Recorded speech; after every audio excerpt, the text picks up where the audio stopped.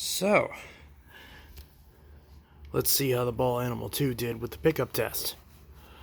So there's a little strip right here where the belt rides, or where the drive shaft rides, and there's one flake outside of that. So the carpet results are really good, which makes sense. This has the exact same cleaner head as the Dyson Ball Multi-Floor 2 and the Dyson Ball Total Clean that I previously reviewed. And as no surprise at all, the hard floor performance is identical to those machines. So, pretty good, although still a few flakes left behind, particularly in the spot where the carpet meets the bare floor. This is, of course, where it's the worst. It's kind of hard to get contact right here, and a lot of vacuums struggle with that.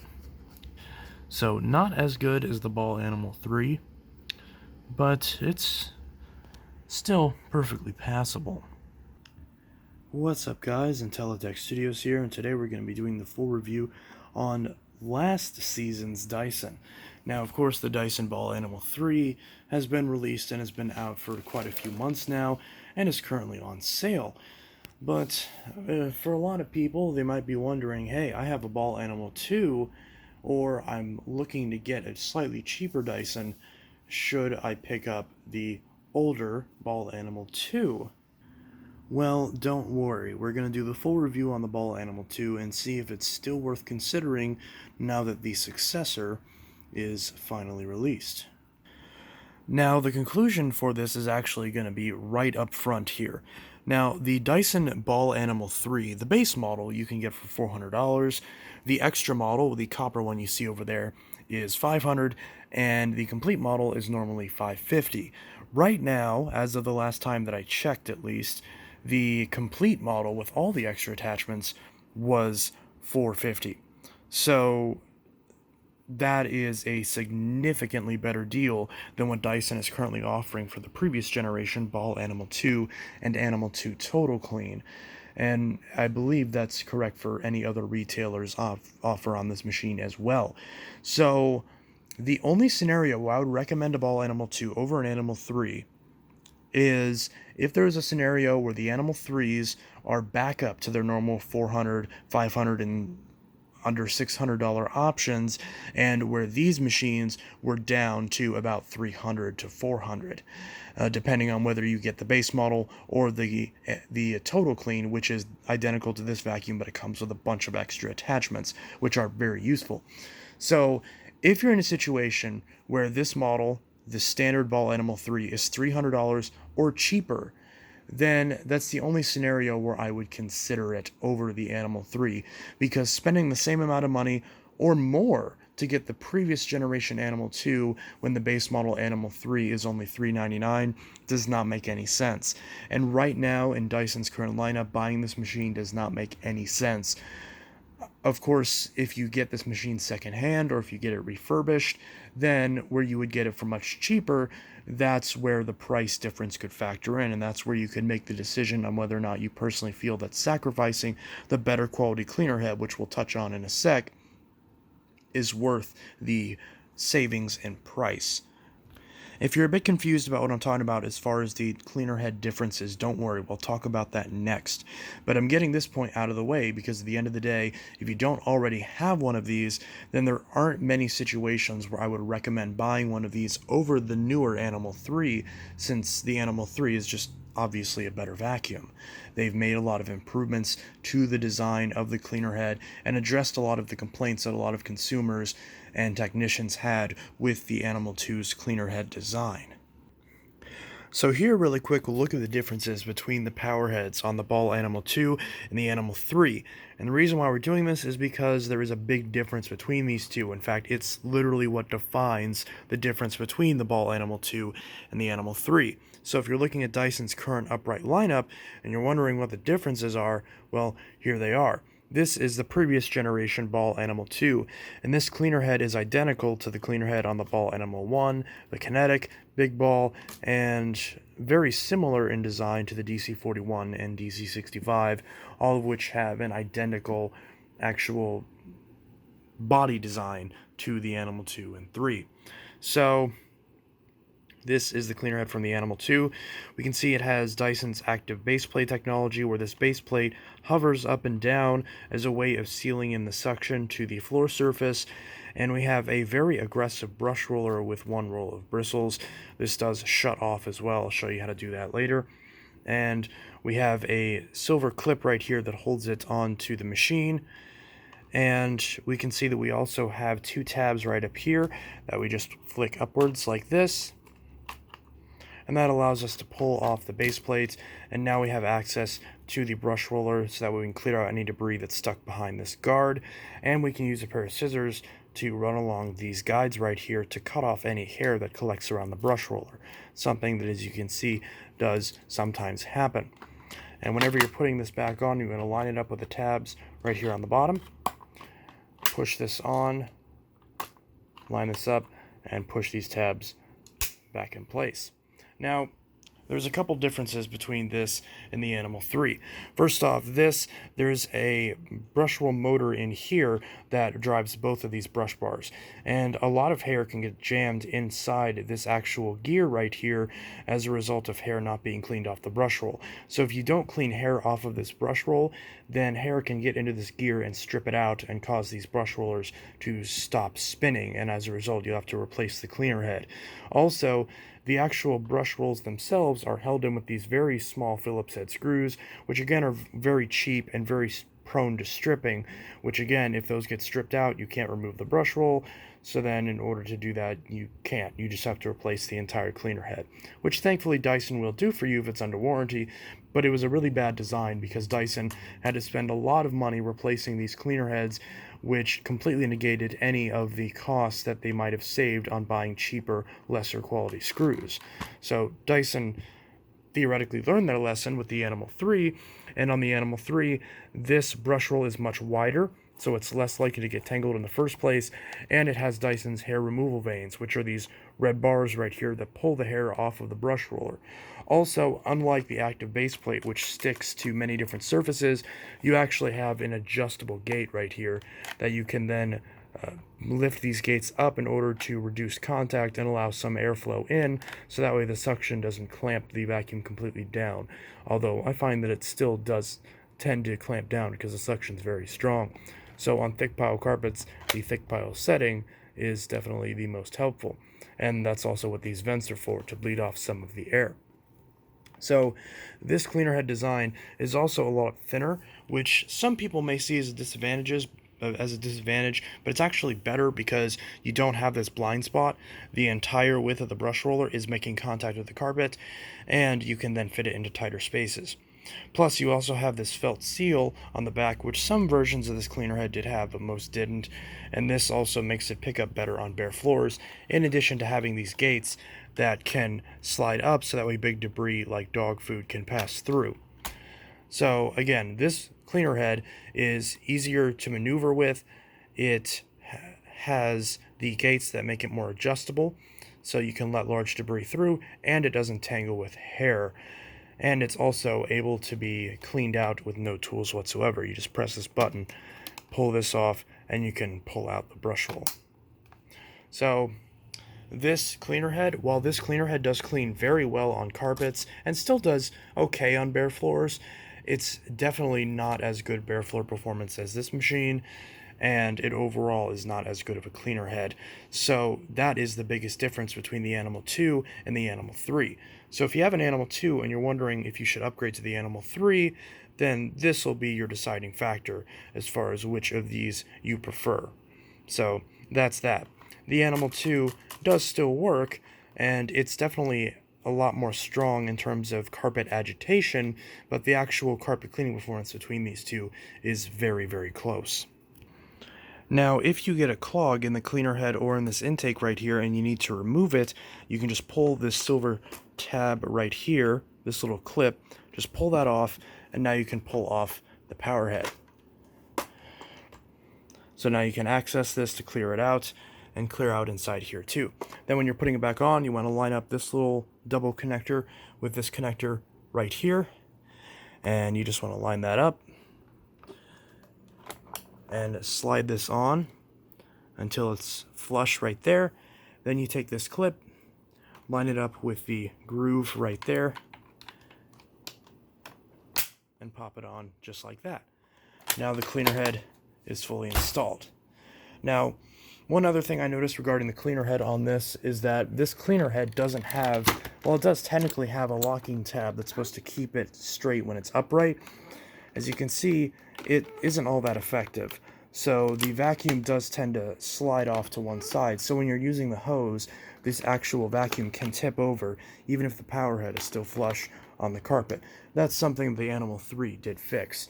So the Animal 3 is a lot more stable when you're using the tools than the Animal 2. But beyond that, the tools are identical. So the way that you use the tools, you flip up the wand cap and you simply pull the wand straight out. You can pull it until it clicks in, and you press the purple button, or on some models it's red or blue. You press this button right here on the hose, and that allows you to pull off the wand and put the attachments directly on the end of the hose.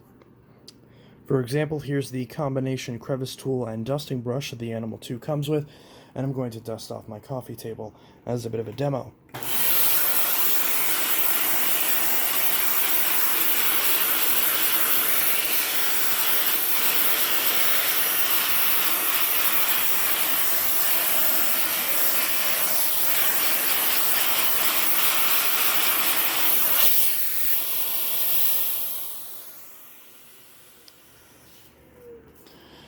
So, this is the combination crevice tool and dusting brush, which is difficult to remove with one hand. But we can see we have the crevice tool and the dusting brush, and we can press this button and slide it down when we want to use the crevice tool. And we can even slide this brush off entirely for if we just want to use the crevice tool and we don't want the brush to be in the way. And this crevice tool is nice and long, so that's definitely really nice. I actually really do like this tool. Even though it's a little bit long for dusting, specifically dusting things like coffee tables and whatnot, I find that for getting up into corners and stuff, it actually works very well because you have the extended reach. Although because it's on the crevice tool, the suction does cause it to pull back. I do wish that Dyson had an actual suction control slider right here on the intake, so you can control the suction for both the tools and for the power head, because it's honestly too much in some cases and can cause the suction to clamp to whatever surface you're trying to clean. And this tool snaps on right here, and the upholstery tool snaps on right there. And you can of course use that to clean your couches and whatnot. And again, you can attach it to both the wand or to the hose. When you're done with the hose, you just put the wand back in, press the button so that way it doesn't click, and then you just slide the wand down into the handle until it's flush, and then you flip down the wand cap, and now the hose is put away. Right up here we have an upper cord hook which we can swivel to pull off the entire cable and flip it back up. In order to remove the vacuum from the upright position and recline it down into the operating position, you just grab the handle and pull it back. The wheels on the back will pop up, and that will activate the changeover valve to switch the suction from the handle to the floor. And now you can use the ball to swivel back and forth between your flooring. The power button is right up here. Oh yeah, and I guess I just demonstrated. To put it back up, you just bring it forward until you hear a click, and then it's up. Now sometimes it'll click, but not a proper click, because sometimes you'll hear the click from the wheels going down, but not the actual click of the mechanism. So then that's where that secondary click comes in. But if you pull it forward far enough, then it'll latch every time. It's just whenever it's not brought forward far enough where it doesn't latch. So what I usually do is I'll just pull the handle forward, and that will then pull it in the upright position. So that does that. Now the power button is right here, and this button switches from carpets to bare floors. Now it's worth noting that anytime the machine's in the upright position, the brush roll will not spin. It does not spin until you recline it. That's because you have it in the upright position when you're using the tools. So the brush roller shuts off as a safety measure, and every time that you turn the machine back on from the machine being off, then the next time you recline it, the brush roller will turn on. So it does not remember the setting that you last used. So even if you had it in the bare floor mode last and you turned it off, when you turn it back on, the brush roller is going to turn back on. So you'll have to turn it back off again. I'll demonstrate that right now.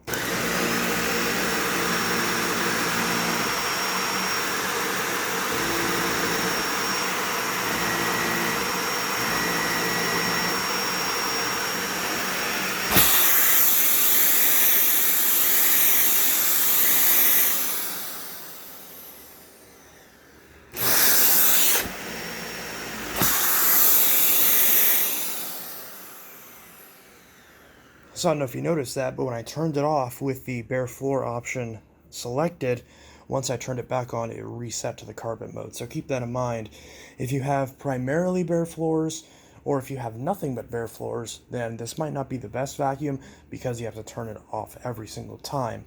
And if you forget and you leave it on, it could scratch your floors. But the brush roll is loud enough that you would tell when you'd be able to tell when it's on. Excuse me. So that is definitely that. Now finally, I'll show you the filters. So there are two filters on this machine. There's a HEPA filter right here that's underneath this ball. And so we just twist this. It can be a little stiff, but we just spin this until this pops off. And there's our HEPA filter. So we just twist this to pop it off. It's a little bit easier to get with two hands versus one hand. But we just twist this off. Now Dyson says this is washable. I personally recommend just changing this every year or two, depending on your usage. Sometimes 2 years, sometimes a year. Just depends on how often you vacuum, how big your house is, if you have pets, how dusty your house is, that sort of thing. But once you pop that on, you just line up this. It's a little tricky to get it lined up, but once you get it lined up, you just start spinning this little cap right here, and it will line up. And it's just like the gas gauge, or the gas cap on your car. Once you hear it start clicking, you'll know that it's in all the way. So now it's on, and it should spin freely after that. Then next we have the premotor filter. So to release the bin, both for emptying and for accessing the filter, you press the button right here. And you actually press the same button again to empty it, and that'll push this little flap out of the way, which we can see there's a lot of debris that gets past that flap, which I don't like on these machines. You can tell there's a lot of debris that's actually gotten past that flap. This machine is a sealed system, but I really don't like the way that this bin flap is designed, because you can see the seal is not doing its job, and there's a lot of debris that's on the outside of the bin already, which only really happens when I'm vacuuming up these potato flakes for the demo, but still, that's a bit ridiculous. The seals on this should be better quality and not let so much through, because every time you pull off the canister, you're letting a little bit of dust out. Now, if you're only pulling it off to empty it, then it's not the biggest deal in the world, but it's still a little bit frustrating because sometimes debris can get over here. And it's also worth noting there's this little guide that you can pull up in case there's anything blocked in here, so you can remove it. Now, so you press that button to empty it, and I'll just go ahead and empty this now, but it just empties just like that. You just shake it out. You want to empty it once it gets to this max line, or ideally prior to that. You definitely want to empty it before it gets to this shroud. So once you're done with that, you close it up. You want to make sure that it actually closes and clicks. There's this little tab right here. You want to make sure that clicks in, and now you can put it back on the machine. To access the premotor filter, there's this little tab right here. Pop this up. There's your filter. So you want to wash this. Dyson says wash this every month. I find that's not necessary at all, because I've been using many of these Dysons for the Total Clean that I have, which is identical to this. I've used it for 6 months. Still have not had to wash the filter. I've been using this for several months. Still have not had to wash the filter. It's worth noting the filter fills from the inside, so it's when this inside is discolored that you know when to wash it, but mine still looks perfect. So Dyson says to wash this every month. You probably can get away with washing it every 6 months, or maybe even every year, but check it definitely every time you empty it, because if you live in a very dusty house, then this could get dirty pretty quickly, and you'd rather wash this too often than not often enough. And you can also replace these, because eventually they will need replaced, but it doesn't usually take it usually takes a very long time before these need replaced. So generally wash this every few months and you should be good to go. If you do wash it, make sure that you dry it out thoroughly. Make sure you let it sit for at least 48 hours in a sunny area so it's as dry as before you even washed it. Once it's bone dry, slide it back in, close it up, pop the canister back on the machine. So that's pretty much it. Last thing I'll mention is this does have a 35-foot cord, which is really nice. So that's good. Actually, if I remember correctly, I think this actually has a 30-foot cord, but I could be wrong. The Animal 3, I think, does have a slightly longer cord, but the cord on this is perfectly fine as well. But again, that's another advantage for the Animal 3. So again, unless you get this for a really good deal, I don't see any reason to buy this over the Animal 3, unless you're buying this secondhand for less than $200. Then in that scenario, I could see it being worth it. Or if you get one of these refurbished, although Dyson hasn't had refurbished vacuums for a long time, at least not uprights. But whenever this was available refurbished for $250, that was a pretty good deal. But unfortunately, that does not seem to be the case. So personally, for a base model Animal 3 like this comes in purple and silver as well, I would not pay over $300 for it. And even $300 is kind of a hard sell when the Animal 3 base model is $400. So I wouldn't spend a penny over $300 on this. And yeah, if you're going to spend any more, then just get the Animal 3. But this is still a good vacuum as long as you're careful and make sure the power head is maintained and doesn't get too much hair on it. If that's something you don't want to worry about, then get the Animal 3 with the anti-tangle cleaner head. So that's that. I do still really like the Animal 2, but it is nice that the biggest design flaws with the cleaner head have been addressed with the Animal 3, so those improvements have been made, and that definitely is good. That doesn't necessarily make the Animal 2 a bad vacuum. I still do really like it, and I still would rather have it over many other machines on the market right now, but it does have its issues. So yeah, the Animal 3 is what I would usually recommend for most people nowadays. And that's it. So if you have an Animal 2 and you're wondering if you should upgrade, if you don't mind having to maintain the power head on your Animal 2, then there really isn't any reason to upgrade. But if that's something you don't like having to clean off your brush roll, then pick up an Animal 3 now that it's on sale and get the benefit of the better quality cleaner head and potentially a bunch of extra attachments as well. So that's that. This is Intellitech Studios with my in-depth long-term review of the Dyson Ball Animal 2. My long-term review is that this machine is 3 years old and it still works, although I did have to send it in Dyson to fix an issue with the wiring loom. And if you have an issue where your power head keeps cutting out, then that probably is an issue either with your cleaner head or with the wiring loom, which is what actually powers it. So the good news is that is covered under Dyson's warranty. I've heard a lot of horror stories about Dyson's warranty, but for me personally, my experience with Dyson's warranty has been excellent. Every part that I've ever had issues with, they've replaced and or repaired, and they've done it in a very timely manner. And in times where they messed something up, they fixed it. So personally, I can't say enough good things about Dyson's warranty. There's really not much else that I can realistically ask of them.